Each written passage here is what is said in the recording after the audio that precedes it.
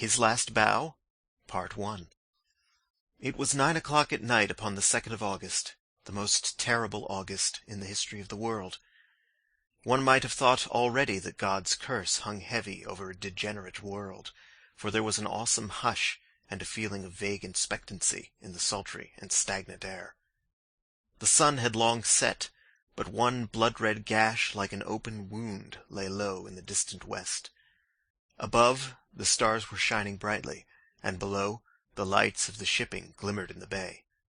The two famous Germans stood beside the stone parapet of the garden walk, with the long, low, heavily gabled house behind them, and they looked down upon the broad sweep of the beach at the foot of the great chalk cliff on which von Bork, like some wandering eagle, had perched himself 4 years before. They stood with their heads close together, talking in low, confidential tones. From below, the two glowing ends of their cigars might have been the smouldering eyes of some malignant fiend looking down in the darkness. A remarkable man, this von Bork, a man who could hardly be matched among all the devoted agents of the Kaiser. It was his talents which had first recommended him for the English mission, the most important mission of all. But since he had taken it over, those talents had become more and more manifest to the half-dozen people in the world who were really in touch with the truth. One of these was his present companion, Baron von Herling, the chief secretary of the legation, whose huge 100-horsepower Benz car was blocking the country lane as it waited to waft its owner back to London. "So far as I can judge the trend of events, you will probably be back in Berlin within the week," the secretary was saying. "When you get there, my dear von Bork, I think you will be surprised at the welcome you will receive. I happen to know what is thought in the highest quarters of your work in this country." He was a huge man, the secretary, deep, broad, and tall, with a slow, heavy fashion of speech which had been his main asset in his political career. Von Bork laughed. "They are not very hard to deceive," he remarked. "A more docile, simple folk could not be imagined." "I don't know about that," said the other thoughtfully. "They have strange limits, and one must learn to observe them. It is that surface simplicity of theirs which makes a trap for the stranger. One's first impression is that they are entirely soft. Then one comes suddenly upon something very hard, and you know that you have reached the limit and must adapt yourself to the fact. They have, for example, their insular conventions which must simply be observed." "Meaning good form and that sort of thing," von Bork sighed, as one who had suffered much. "Meaning British prejudice in all its queer manifestations. As an example, I may quote one of my own worst blunders. I can afford to talk of my blunders, for you know my work well enough to be aware of my successes. It was on my first arrival. I was invited to a weekend gathering at the country house of a cabinet minister. The conversation was amazingly indiscreet." Von Bork nodded. "I've been there," said he dryly. "Exactly. Well, I naturally sent a resume of the information to Berlin. Unfortunately, our good Chancellor is a little heavy-handed in these matters, and he transmitted a remark which showed that he was aware of what had been said. This, of course, took the trail straight up to me. You've no idea the harm that it did me. There was nothing soft about our British hosts on that occasion, I can assure you. I was 2 years living it down.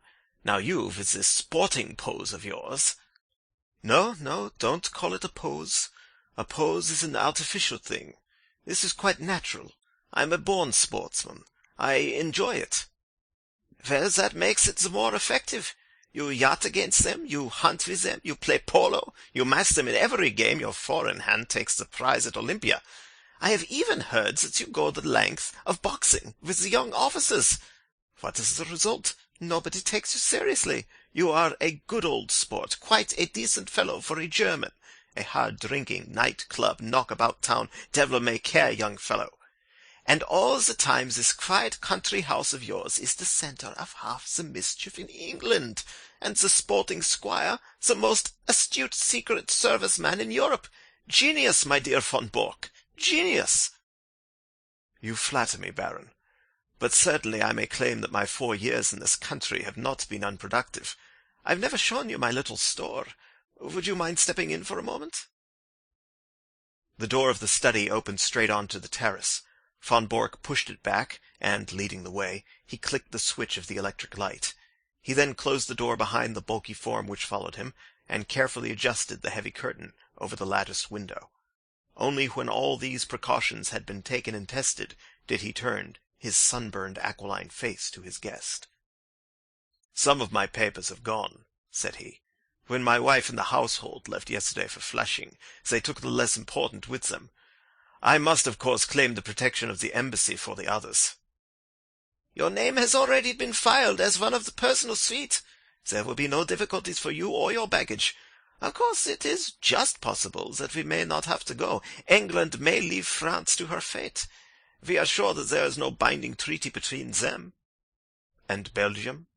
"Yes, and Belgium too." Von Bork shook his head. "I don't see how that could be. There is a definite treaty there. She could never recover from such a humiliation." "She would at least have peace for the moment." "But her honor?" "Tut, my dear sir, we live in a utilitarian age. Honor is a medieval conception. Besides, England is not ready. It is an inconceivable thing, but even our special war tax of 50 million, which one would think made our purpose as clear as if we had advertised it on the front page of the Times, has not roused these people from their slumbers. Here and there one hears a question. It is my business to find an answer. Here and there also there is an irritation. It is my business to soothe it. But I can assure you that so far as the essentials go, the storage of munitions, the preparation for submarine attack, the arrangements for making high explosives, nothing is prepared. How then can England come in, especially when we have stirred her up such a devil's brew of Irish civil war, window-breaking furies, and God knows what to keep her thoughts at home?" "She must think of her future." "Ah, that is another matter. I fancy that in the future we have our own very definite plans about England, and that your information will be very vital to us. It is today or tomorrow with Mr. John Bull. If he prefers today, we are perfectly ready. If it is tomorrow, we shall be more ready still. I should think they would be wiser to fight with allies than without them, but that is their own affair. This week is their week of destiny.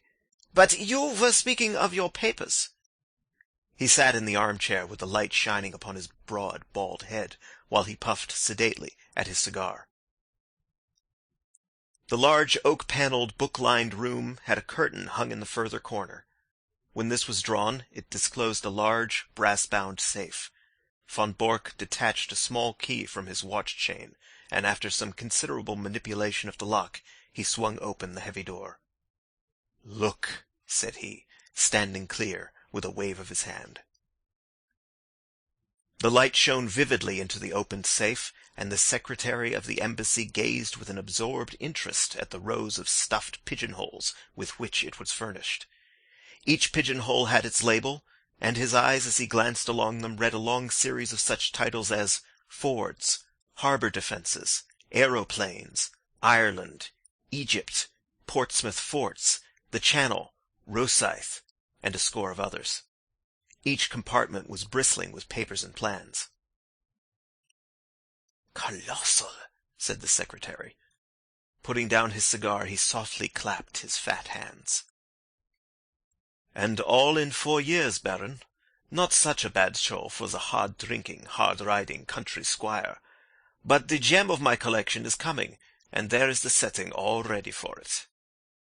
He pointed to a space over which Naval Signals was printed. "But you have a good dossier there already." "Out of date and waste paper. The Admiralty in some way got the alarm, and every code has been changed. It was a blow, Baron, the worst setback in my whole campaign. But thanks to my checkbook and the good Altamont, all will be well tonight." The Baron looked at his watch and gave a guttural exclamation of disappointment. "Well, I really can wait no longer. You can imagine that things are moving at present in Carlton Terrace, and that we have all to be at our posts. I'd hoped to be able to bring news of your great coup. Did Altamont name no hour?" Von Bork pushed over a telegram. "Will come without fail tonight, and bring new sparking plugs. Altamont." Sparking plugs, eh? You see, he poses as a motor expert, and I keep a full garage. In our code, everything likely to come up is named after some spare part. If he talks of a radiator, it is a battleship. Of an oil pump, a cruiser, and so on. Sparking plugs are naval signals. "From Portsmouth at midday," said the secretary, examining the superscription. "By the way, what did you give him?" £500 for this particular job. Of course he has a salary as well." "The greedy rogue. They are useful, these traitors, but I grudge them their blood money." "I grudge Altamont nothing. He is a wonderful worker. If I pay him well, at least he delivers the goods, to use his own phrase. Besides, he is not a traitor. I assure you that our most pan-Germanic junker is a sucking dove in his feelings towards England as compared with a real bitter Irish-American." "Oh, an Irish-American." "If you heard him talk, you would not doubt it. Sometimes I assure you I can hardly understand him. He seems to have declared war on the King's English, as well as on the English King. Must you really go? He may be here at any moment." "No, I'm sorry, but I have already overstayed my time. We shall expect you early tomorrow, and when you get that signal book through the little door on the Duke of York's steps, you can put a triumphant finis to your record in England. What? Tokay?" He indicated a heavily sealed, dust-covered bottle, which stood with 2 high glasses upon a salver. "May I offer you a glass before your journey?" "No, thanks, but it looks like revelry." "Altamont has a nice taste in wines, and he took a fancy to my Tokay. He is a touchy fellow and needs humouring in small things. I have to study him, I assure you." They had strolled out onto the terrace again, and along it to the further end, where at a touch from the Baron's chauffeur the great car shivered and chuckled. "Those are the lights of Harwich, I suppose," said the secretary, pulling on his dust-coat. "How still and peaceful it all seems. There may be other lights within the week, and the English coast a less tranquil place. The heavens, too, may not be quite so peaceful if all that the good Zeppelin promises us comes true. By the way, who's that?" Only one window showed a light behind them. In it there stood a lamp, and beside it, seated at a table, was a dear old ruddy-faced woman in a country cap.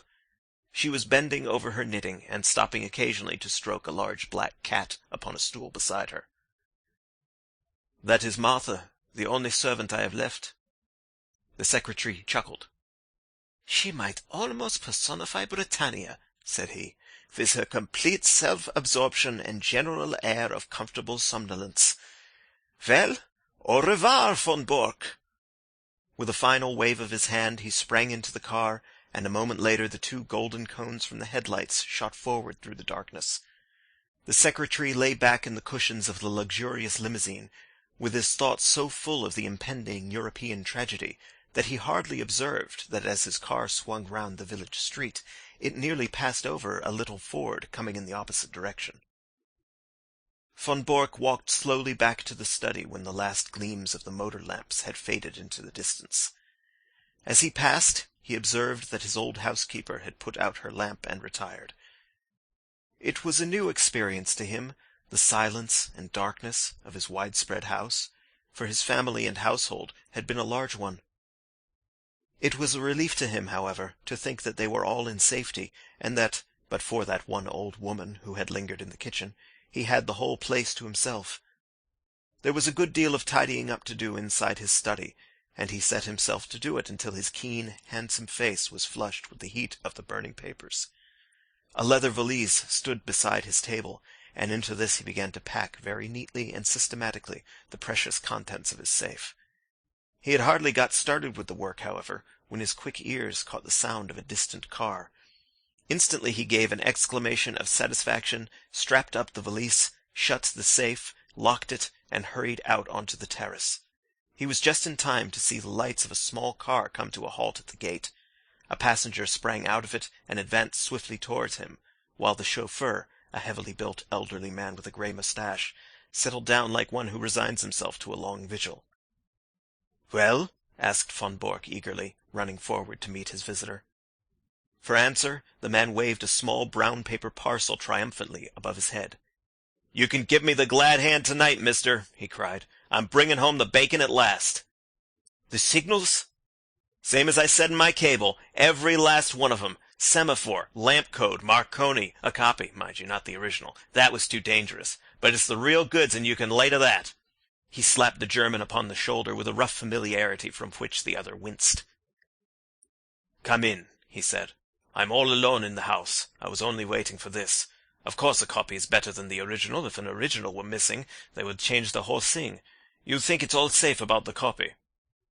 The Irish-American had entered the study and stretched his long limbs from the armchair. He was a tall, gaunt man of 60, with clear-cut features and a small goatee beard which gave him a general resemblance to the caricatures of Uncle Sam. A half-smoked, sodden cigar hung from the corner of his mouth, and as he sat down he struck a match and relit it. "Making ready for a move?" he remarked as he looked round him. "Say, mister," he added, as his eyes fell upon the safe from which the curtain was now removed, "you don't tell me you keep your papers in that?" "Why not?" "Gosh, in a wide-open contraption like that? And they reckon you to be some spy. Why, a Yankee crook would be into that with a can-opener. If I'd known that any letter of mine was going to lie loose in a thing like that, I'd have been a mug to write to you at all." "It would puzzle any crook to force that safe," von Bork answered. "You won't cut that metal with any tool." "But the lock?" "No, it's a double combination lock. You know what that is?" "Search me," said the American. "Well, you need a word as well as a set of figures before you can get the lock to work." He rose and showed a double radiating disc round the keyhole. "This outer one is for the letters, the inner one for the figures." "Well, well, that's fine." "So it's not quite as simple as you thought. It was 4 years ago that I had it made, and what do you think I chose for the word and figures?" "It's beyond me." "Well, I chose August for the word, and 1914 for the figures, and here we are." The American's face showed his surprise and admiration. "My, but that was smart. You had it down to a fine thing." "Yes, a few of us even then could have guessed the date. Here it is, and I'm shutting down tomorrow morning." "Well, I guess you'll have to fix me up also. I'm not staying in this gall-darned country all on my lonesome. In a week or less, from what I see, John Bull will be on his hind legs and fair ramping. I'd rather watch him from over the water." "But you're an American citizen?" "Well, so is Jack James an American citizen, but he's doing time in Portland all the same. It cuts no ice with a British copper to tell him you're an American citizen. 'It's British law and order over here,' says he. By the way, mister, talking of Jack James, it seems to me you don't do much to cover your men." "What do you mean?" von Bork asked sharply. "Well, you are their employer, ain't you?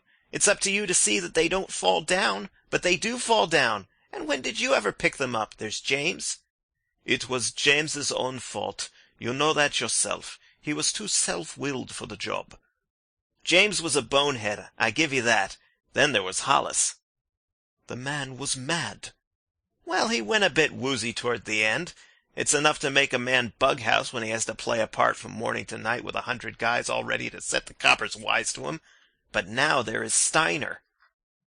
Von Bork started violently, and his ruddy face turned a shade paler.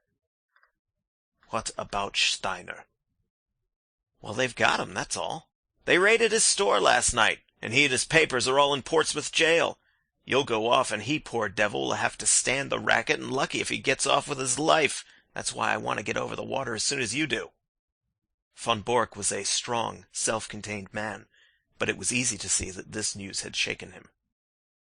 "How could they have got on to Steiner?" he muttered. "That's the worst blow yet." "Well, you nearly had a worse one, for I believe they are not far off me." "You don't mean that?" "Sure thing. My landlady down Fratton Way had some inquiries, and when I heard of it I guessed it was time for me to hustle. But what I want to know, mister, is how the coppers know these things. Steiner's the 5th man you've lost since I signed on with you, and I know the name of the 6th if I don't get a move on.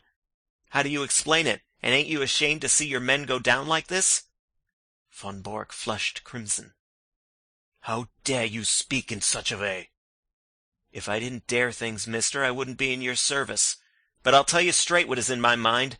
I've heard that with you German politicians, when an agent has done his work, you are not sorry to see him put away." Von Bork sprang to his feet. "Do you dare to suggest that I have given away my own agents?" "I don't stand for that, mister. But there's a stool pigeon or a cross somewhere, and it's up to you to find out where it is. Anyhow, I am taking no more chances. It's me for Little Holland, and the sooner the better." Von Bork had mastered his anger. "We have been allies too long to quarrel now at the very hour of victory," he said. "You have done splendid work and taken risks, and I can't forget it. By all means go to Holland, and you can get a boat from Rotterdam to New York. No other line will be safe a week from now. I'll take that book and pack it with the rest." The American held the small parcel in his hand, but made no motion to give it up. "What about the dough?" he asked. "The what?" "The boodle, the reward, the £500. The gunner turned damn nasty at the last, and I had to square him with an extra $100, or it would have been Nitsky for you and me. 'Nothing doing,' says he, and he meant it too, but the last 100 did it. It's cost me £200 from first to last, so it isn't likely I'd give it up without getting my wad." Von Bork smiled with some bitterness. "You don't seem to have a very high opinion of my honor," said he. "You want the money before you give up the book." "Well, mister, it is a business proposition." "All right, have it your way." He sat down at the table and scribbled a check, which he tore from the book, but he refrained from handing it to his companion. "After all, since we are to be on such terms, Mr. Altamont," said he, "I don't see why I should trust you any more than you trust me. Do you understand?" he added, looking back over his shoulder at the American. "There's the check upon the table. I claim the right to examine that parcel before you pick the money up." The American passed it over without a word. Von Bork undid a winding of string and 2 wrappers of paper. Then he sat gazing for a moment in silent amazement at a small blue book which lay before him. Across the cover was printed in golden letters, "Practical Handbook of Bee Culture." Only for one instant did the master spy glare at this strangely irrelevant inscription. The next he was gripped at the back of his neck by a grasp of iron, and a chloroformed sponge was held in front of his writhing face. End of part 1 of His Last Bow.